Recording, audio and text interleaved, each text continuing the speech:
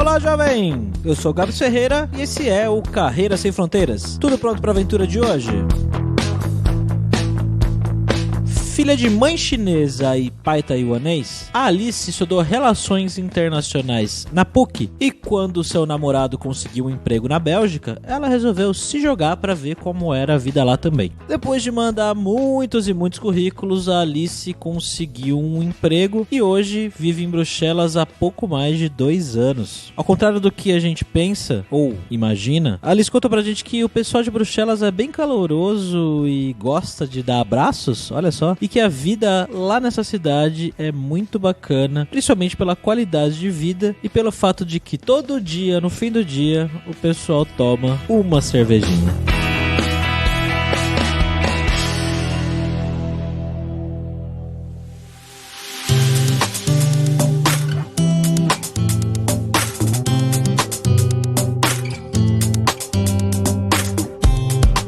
E para essa conversa de hoje, como sempre, a gente tá aqui com o nosso viajante poliglota e host do podcast, Fabrício Carraro. E aí, cara, tudo bem? Tranquilo, ça va hoje, que a gente tá na Bélgica. Eu não sei o que você tá falando, mas tudo bem. Vamos lá então para conversar com a Alice. E aí, Alice, beleza? Oi, tudo bem? Tudo bem, obrigado por topar participar aí desse podcast.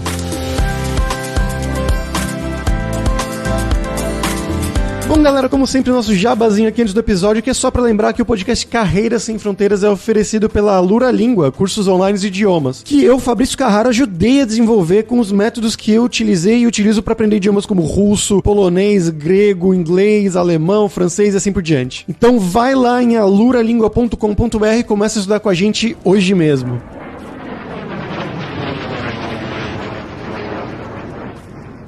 Bom, Alice, mas para começar a nossa conversa aqui, eu queria saber um pouco de você, como é que você chegou aí, né? Então, de onde você é no Brasil, o que você estudou lá e como você fez para chegar aí na Bélgica? Eu sou de São Paulo, eu estudei Relações Internacionais na PUC, que é bem voltado para ciências sociais e ciência política, mas eu trabalhei com marketing, tanto meu estágio quanto meu segundo trabalho foram com marketing, e eu vim porque quando eu tava namorando, ele conseguiu um trabalho aqui, não foi uma transferência, foi também um amigo que falou, vai abrir uma vaga na minha empresa, tenta ir fazer entrevista e vem pra cá. E daí ele tentou, passou e me falou pra eu ir junto. Daí chegando aqui, eu não teria nada relacionado ao emprego dele, porque ele também não tem passaporte europeu. Então eu procurei um emprego pra mim mesma. Eu comecei procurando um master pra ter um plano B de estudar aqui, caso eu não conseguisse achar um trabalho. E eu tinha chegado em dezembro de 2017.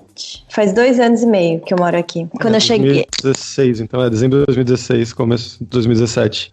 E vários masters, você tem que enviar essa aplicação até o final de janeiro. Então eu pensei, eu vou chegar, vou tentar me aplicar pro master pra ter já isso garantido. Se eu não conseguir um emprego, eu começo a estudar e daí eu vou ter o visto de estudante. Não vou falar que foi fácil, porque eu procurei só pelo LinkedIn, mas eu mandei meu currículo pra mais de 150 empresas, eu acho, porque fica marcado no LinkedIn quantas empresas eu enviei meu currículo. Dessas 150, só 10 me chamaram para entrevista, porque várias já te eliminam se você não tem passaporte europeu ou se você não fala francês e holandês, que são as 2 línguas oficiais daqui. E eu tinha só francês no meu currículo e o inglês, né, mas não holandês. Mas as poucas que me chamaram para entrevista, no fim eu passei em 2 e numa terceira que me deram a vaga, depois congelaram a vaga e depois abriram a vaga de novo. Então, se for ver pelas proporções, quando você consegue uma entrevista, não é tão difícil conseguir o trabalho realmente, porque já são pessoas que estão dispostas a contratar alguém que precisa do work permit. Mas até você achar essas empresas é um pouco difícil, porque a maioria procura europeu. Sim, 150 mesmo que você mandou, caramba.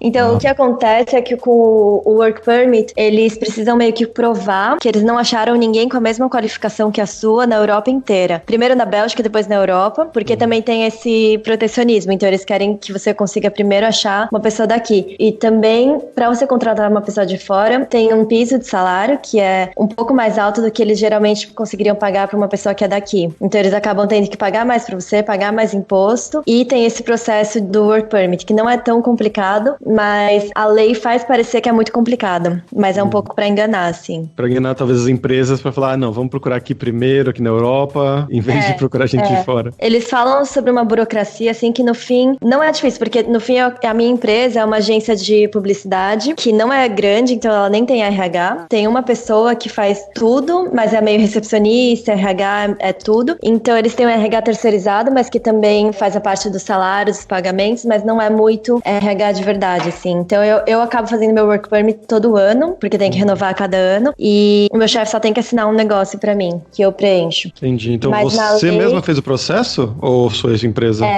Eu mesma, mas o que me ajudou foi que quando eu cheguei, essa vaga que tinham congelado, a mulher do RH, que fez uma entrevista e queria me contratar e depois veio me falar que no fim a vaga congelou, ela era brasileira, ela é do sul do Brasil, não sei se era Santa Catarina ou da onde, e ela me falou assim, mas vamos tomar um café que eu te falo mais sobre aqui e te ajuda a procurar outros empregos enquanto a gente não tem notícia sobre essa vaga que congelou. E como ela é da RH, ela me explicou direitinho como que faz o work permit e me falou que é muito fácil. 2 anos atrás era basicamente 5 documentos que você tinha que entregar na comuna. Era bem fácil, mas assim, quando você lê os requerimentos para contratar alguém, realmente ele fala assim, tem que provar que não achou ninguém qualificado, sei lá o quê. Mas na verdade você não tem que provar nada. Eles podem simplesmente falar que, sei lá, minha vaga não tem nada a ver com português ou Brasil, mas eles podem falar, a gente precisa de alguém que fale português do Brasil, porque a gente tem um cliente que faz campanha publicitária no Brasil. Então, se eles falarem isso, é na hora no cara. O cara do guichê, ele te pergunta alguma coisa, mas o que você falar, eles podem falar pra mim, eles precisam de alguém que fale português e chinês ao mesmo tempo. E isso tá no meu currículo, então isso já é uma prova, entendeu? Você não tem que realmente provar que o meu trabalho, as minhas qualificações, enfim, é uma coisa muito mais simples do que tá escrito no papel. E eu tenho aqui, acho que eu lembro os documentos, você precisa preencher um formulário que tem as minhas informações, as informações do meu chefe, algum representante da minha empresa, que tem que ser belga,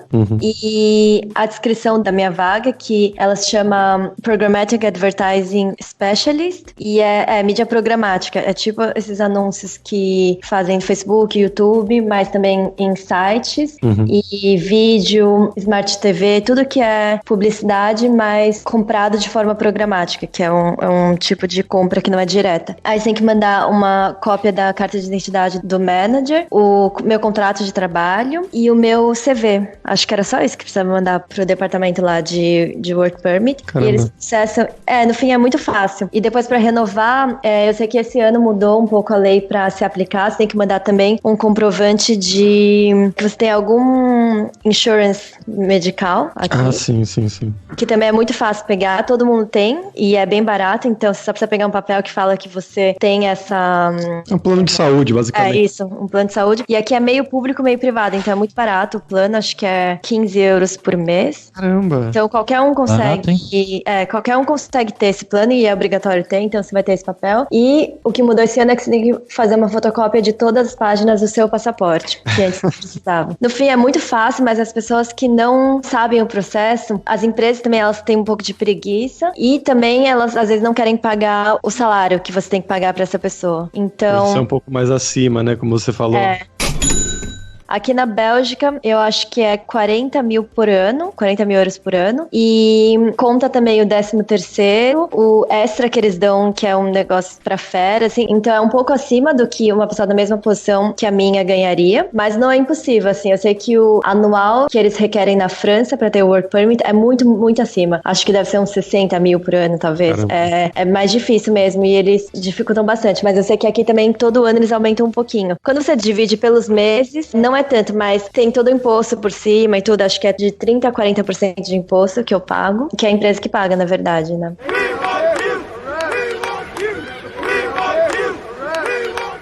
E Alice, por que a empresa que você está trabalhando aí te contratou? O que você tinha no currículo de diferente? Era alguma habilidade diferente? Foi o curso que você fez? Não foi o curso que eu fiz, porque não tem muito a ver com marketing ou mídia programática. Os meus empregos tinham, mas eu perguntei já para os meus chefes e eles falam que foi muito assim de um feeling que eles tiveram. Eles viram uma coisa mais relacionada à atitude e eles não estavam procurando na época necessariamente uma uma pessoa com muita experiência no que eles estavam fazendo, porque era basicamente uma startup que começou dentro de um grupo que é uma agência de marketing internacional, mas a parte deles é mais relacionada a dados e tudo que é mídia programática, mas eles queriam mais uma pessoa com uma atmosfera que batesse com a deles do que com muita experiência, assim. Então, foi mais isso. Não ajuda muito para outras pessoas, mas não foi muito relacionado ao currículo em si. Mais fit cultural, né? Vamos dizer. Eles acharam legal que, assim, foi uma pessoa que veio do Brasil, simplesmente saiu do Brasil e veio pra cá. E acho que eles nunca tinham trabalhado com gente que não era daqui, então eles sentiram que ia ser uma coisa nova, eu acho. Coragem, talvez, né? Colocar a cara. Mas você falou que quando você foi pra procurar seu emprego, você já tinha no seu currículo, você comentou sobre francês, você comentou sobre inglês, você comentou sobre chinês. Como é que tá esse currículo aí? Bom, eu falo português como língua principal, porque eu nasci em São Paulo e sempre morei lá. Mas os meus pais, eles falam chinês entre si, porque minha mãe é da China e meu pai é de Taiwan. Nossa. Então, em casa, a gente mistura um pouco dos dois, porque meu pai não fala super bem português. E então a gente fala um pouco dos dois, mas eu tenho chinês no meu currículo, mas não escrito. Na minha escola, eu sempre estudei espanhol, desde os 10 anos. Então, também tenho o espanhol e o inglês. E depois eu comecei o francês na faculdade, porque como eu estudava política, eu queria fazer meu intercâmbio na França. E então eu comecei logo que eu entrei na faculdade e fiz meu intercâmbio lá. Então melhorou um pouco também. Então quando eu cheguei aqui também tinha o francês, era o que? Acho que B1, B2, assim, que serve já pra trabalhar. Sim, é como se fosse um nível intermediário mais pra cima até. E a diferença daqui é que as pessoas... Tem 3 línguas oficiais aqui. No norte é o Flemish, que parece muito o holandês, mas um pouco mais simples, como se fosse a diferença entre o português do Brasil e o português de Portugal. E no sul é o francês. Só que também é um francês que dá pra entender melhor do que o francês de Paris, da França. Com certeza. Em Bruxelas tem muita empresa internacional e tem muita sede de instituições internacionais, onde tudo é feito em inglês. E depois tem uma partezinha que a língua oficial é alemão. Então você tem 3 línguas. O que acontece é que ninguém fala as 3 línguas perfeitamente, mas você sempre vai ter contato com pessoas que falam outras línguas. Então se alguém estiver falando em francês e você fala muito devagar ou com erros, a pessoa também não vai te julgar, porque muita gente do ambiente dela é native speaker Flemish, mas que aprendeu francês, então também fala com erros ou fala mais devagar, ou fala com sotaque. Então todo mundo cresce acostumado a falar com gente que fala todas as línguas, mas não fala nenhuma perfeitamente. Então ninguém te corta, assim, quando você tá falando devagar ou quando você fala errado. E todo mundo que fala francês tem muita dificuldade em falar o holandês, então também fala bem devagar ou acaba mudando pro inglês porque acaba sendo mais fácil. Então você sempre consegue se adaptar, assim, numa reunião sempre vai ter pelo menos 1 ou 2 pessoas que não falam a língua das outras pessoas, então acabam ou fazendo em francês misturado com holandês ou em inglês. Então aqui é um lugar bem receptivo, acho, pra quem tem um pouco de vergonha de falar a língua quando não é super fluente. Puta, que legal. Mas na sua empresa aí, por exemplo, as reuniões vocês fazem nesse misto também ou fazem em inglês ou como? Era bem cansativo no começo pro cérebro, porque você ouve muita gente falando muita coisa, nada a ver, mas no meu time tem 2 italianos, então entre si eles falam italiano e com a gente eles falam inglês, mas um deles fala muito bem francês, então qualquer pessoa que fale francês, ele acaba falando francês, ou qualquer pessoa que fale holandês, ele fala holandês. Entre ele e o outro manager, eles falam holandês. Entre ele e o meu outro colega que é francês, ele fala francês. Comigo ele fala inglês.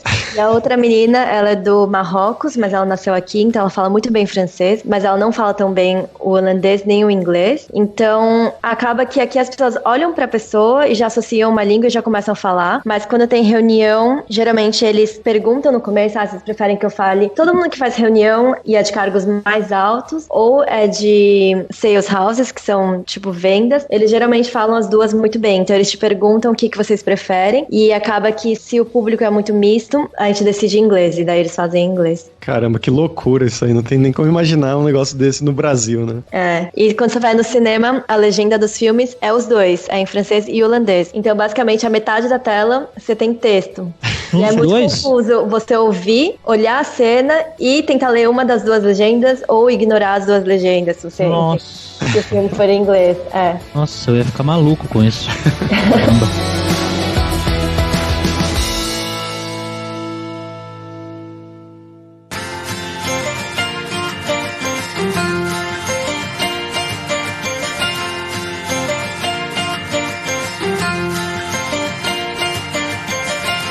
E Alice, como é que foi o começo aí pra arrumar casa, né, alugar casa e conviver com os nativos? No começo, quando eu vim, a empresa do meu namorado era uma empresa americana. Então ele tinha muitos amigos que falavam inglês e que já moravam aqui faziam 5, 6 anos. Então a gente já tinha mais ou menos um círculo de amigos que contextualizou a gente bem, assim, que site procurar, ou que tipo de apartamento, ou que tipo de bairro era melhor pra gente. Aqui não tem bairros muito ruins, assim, não tem muita diferença, mas tem bairro que é mais servido por ônibus do que metrô, então também demora mais, geralmente, pra chegar no seu destino. Mas não tinha muita restrição, assim, de locais, era mais por proximidade mesmo, e é uma cidade muito pequena, então qualquer lugar que você morar acaba sendo razoável. Não é igual São Paulo, que você demora 1, 2 horas pra chegar no trabalho. E tem muita gente aqui que nem vive em Bruxelas e trabalha em Bruxelas, mas prefere viver em Ghent ou Antuérpia ou outra cidade que eles estudaram, que eles nasceram. E aí eles dirigem todos os dias 40 ou 1 hora pra chegar aqui. O tempo normal do trânsito em São Paulo, né?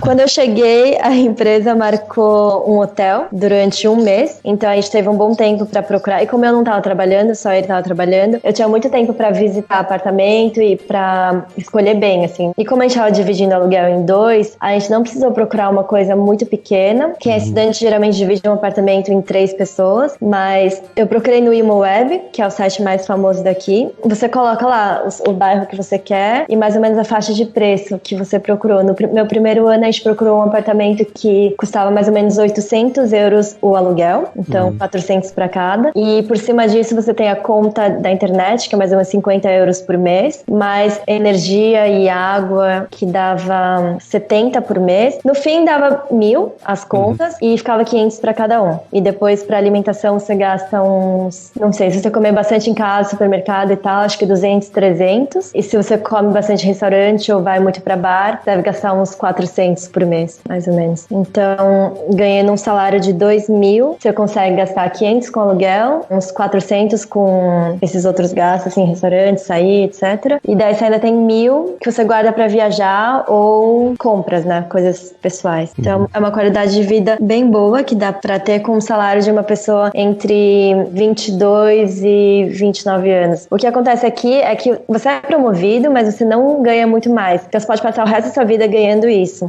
Então, eu não ganho muito mais do que o meu chefe, porque é muito igual. Todas as posições ganham mais ou menos a mesma coisa. Você só consegue aumentar um pouco seu salário se você mudar de empresa, e aí você negocia. Mas se você não for de vendas, todo mundo ganha mais ou menos esse padrão e sobrevive com isso, porque não tem nada que exploram muito, assim. Todos os preços são bem razoáveis. Como que você acha que é a qualidade de vida nessa comparação com São Paulo? Com o que você ganhava lá, com o que você ganha aí? É bem melhor, é muito melhor. Porque em São Paulo, se eu ganhasse isso, eu não conseguiria morar sozinha. Hoje eu moro sozinha, num apartamento de 60 metros quadrados. Em São Paulo, você acaba trabalhando o dia inteiro, né? Não tem tempo pra fazer muita coisa. Aqui, eu entro às 9h30, saio às 6h30. Depois eu vou pra academia, eu vou pro tênis, ou saio, e ainda tem tempo pra fazer muita coisa. Em São Paulo, eu saía muito tarde, eu saía 10, 11 horas do trabalho. E pra chegar em qualquer lugar demora muito, então você também não marca muita coisa a semana inteira, porque não é muito previsível os horários. Aqui você consegue fazer muito mais com um salário normal, assim. Você consegue viajar bem mais no final de semana. E aqui muita empresa dá carro também, pra quem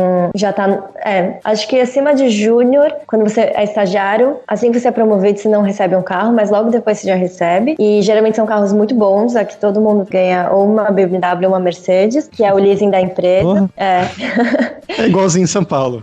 É igualzinho. Aqui você vê pessoas muito jovens dirigindo carros muito bons, mas porque também eles não são tão caros aqui, né? Acaba descontando, acho que uns 100 euros por mês do seu salário. Olha, Alice, geralmente tem uma parte do podcast aqui que eu pergunto sobre dinheiro e qualidade de vida, e eu geralmente falo para as pessoas não falarem quanto ganha, mas você já falou quanto ganha, já falou a qualidade de vida, já falou quanto gasta, já falou tudo. Já.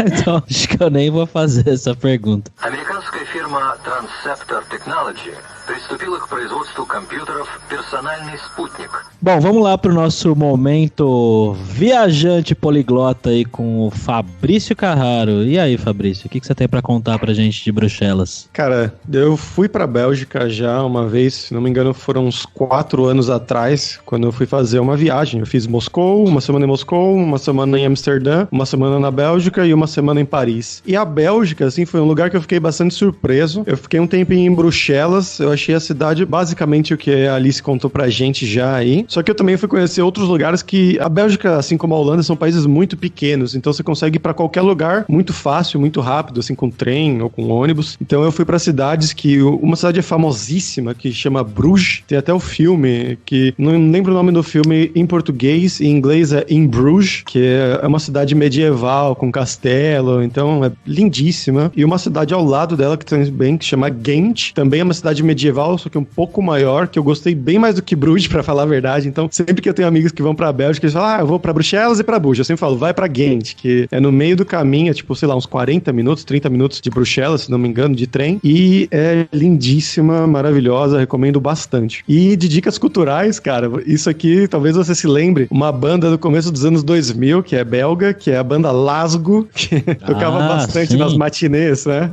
Sim, lembro sim, cara. E tem também os famosíssimos, né? O Jean-Claude Van Damme, o pessoal lembra lá dos filmes dos anos 80, de lutador de brucutus famosos, né? Ele é belga. Verdade. E outro cara que muita gente, acho que ninguém associa com a Bélgica, que é o Hergé, o escritor do Tintin, aquele desenho que passava no Brasil, que talvez muita gente associe com a França ou com os Estados Unidos, não sei, nem saiba, mas o Hergé, ele é belga e escreveu o Tintin, então se você vai pra Bélgica, em todo lugar, em Bruxelas, eu vi bastante coisa de Tintin, livraria especializada em coisas de Tintin, então é bem legal. Nossa, eu nem imaginava, cara. Assistia muito Tintin na cultura. É.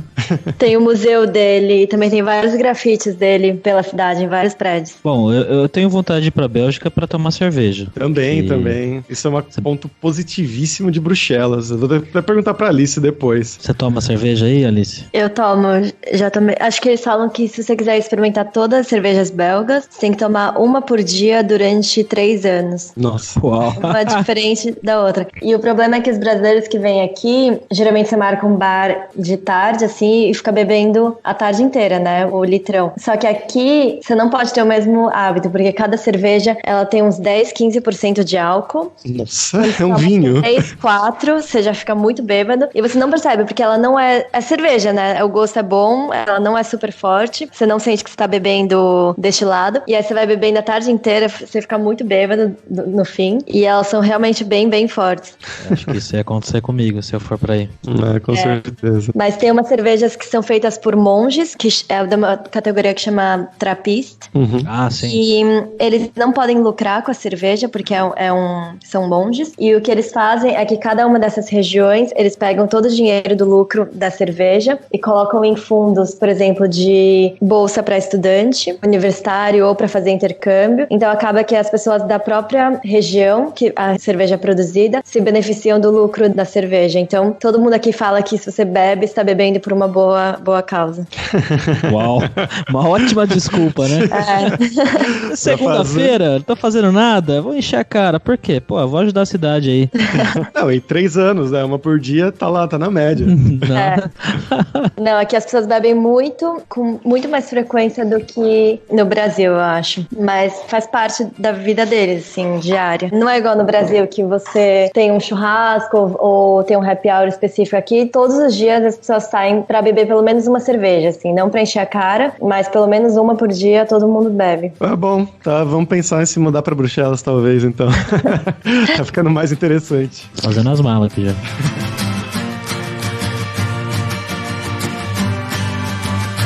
E Alice, conta pra gente um pouco como é que é essa dinâmica do trabalho. Você já contou um pouquinho pra gente, né, como é que funciona com as reuniões e tudo mais, mas como é que é na relação em comparação com o Brasil, assim, de horários de trabalho, da dinâmica do dia a dia, da relação com seus colegas de trabalho? Você acha que é parecido ou que é muito diferente? Com o Brasil eu não acho muito diferente, não. Eu até me surpreendi que as pessoas aqui, elas são bem abertas e bem afetivas, assim. Acho que no meu primeiro mês, uma das meninas já veio e me abraçou, porque eu ia tirar 2 dias de férias, e ela, eu vou sentir saudades, e quando eu voltei, todo mundo veio também me abraçar. Elas são bem, assim, calorosas, igual no Brasil, e não senti muito choque.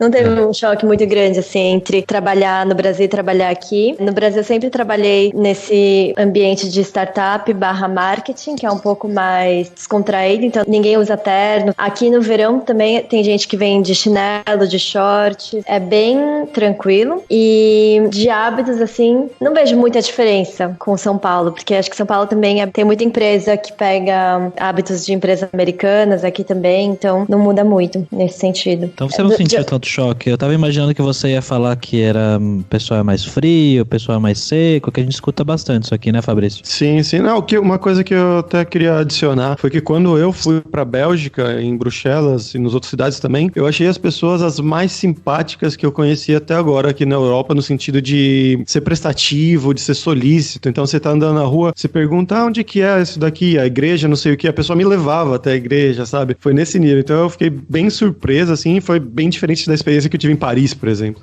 Eles falam que os franceses daqui, os que falam francês daqui, são mais legais que os franceses da França, e os que falam holandês daqui são mais legais que os holandeses da Holanda, porque eles são uma mistura, assim, ao mesmo tempo eles não são nada, porque não tem uma coisa muito identidade belga, uma coisa muito própria daqui, mas por eles não serem nada, eles não entram muito nesses estereótipos de francês ser arrogante ou de holandês ser muito, muito sério ou impessoal, então eles se sentem um pouco mais latinos, assim, mais parecidos com italiano ou espanhol, é mais isso mesmo. Pô, que legal. Com mais vontade de conhecer a Bélgica agora. Eu gosto bastante.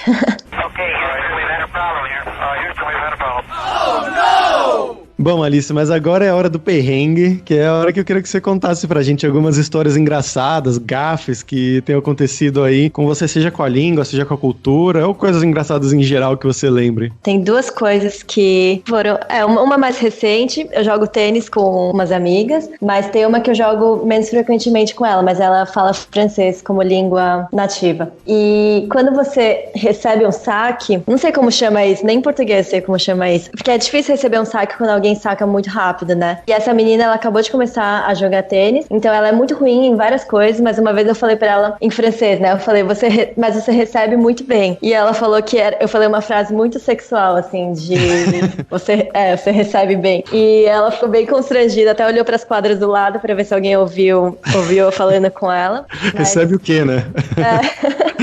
Teve outra que a gente passou bastante no começo, porque quando você vai no supermercado, você vê muito produto e tá escrito em francês e em holandês, mas não tem em inglês, então você tem que se virar com essas duas línguas. E várias vezes eu comprava, ou eu pedia pra alguém comprar uma coisa pra mim, vinha uma coisa totalmente errada, que é, por exemplo, você precisa de sabão em pó pra roupa. Aí acabava voltando a pessoa com sabão pra lavar louça, ou detergente, uma coisa totalmente diferente da que você queria. Então teve muito produto que eu já comprei que não era o que eu tava querendo, mas não entendia nenhuma das duas línguas, o que tava falando, então eu acabava comprando pela foto, mas foi mais isso mesmo. E aí você usava aquilo mesmo.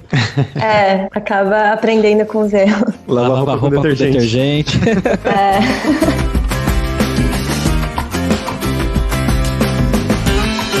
Bom, Alice, obrigado aí por dispor um tempinho pra contar pra gente a sua história. Eu vou dizer que eu fiquei bem curioso e com bastante vontade de conhecer Bruxelas.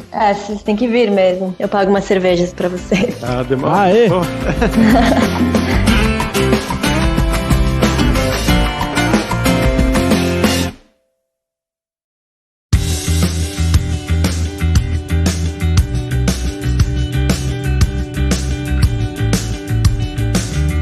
Bom, pessoal, por hoje foi isso. Muito obrigado, como sempre, pela sua audiência. E entre lá no nosso grupo no Facebook, o Carreiras Sem Fronteiras, para você ter mais dicas sobre empregos, mercado de trabalho no exterior, tecnologia e também outros idiomas, a língua inglesa ou talvez algum outro idioma que você precise para um trabalho fora do país. E não deixe de conhecer a Luralíngua para você reforçar o seu inglês e dar aquela força no seu currículo e na sua vida profissional. Eu acredito que a Alice seja uma inspiração enorme nesse ponto com tantos idiomas que ela aprendeu por si própria. Então vai lá em aluralingua.com.br e começa a estudar com a gente hoje mesmo. Além também, é claro, como sempre, da alura.com.br, que tem mais de 750 cursos de tecnologia nas áreas de programação, de marketing, de design. Bem como a Alice falou que ela trabalha nessa área de marketing, lá tem cursos dessa área também, se você se interessar, se você estiver talvez pensando em ir pra Bélgica como ela ou pra algum outro lugar, também trabalhar com essa área. Então com certeza vai ter um curso pra você. Então, pessoal, até a próxima quarta-feira com uma nova aventura em um novo país. Tchau, tchau.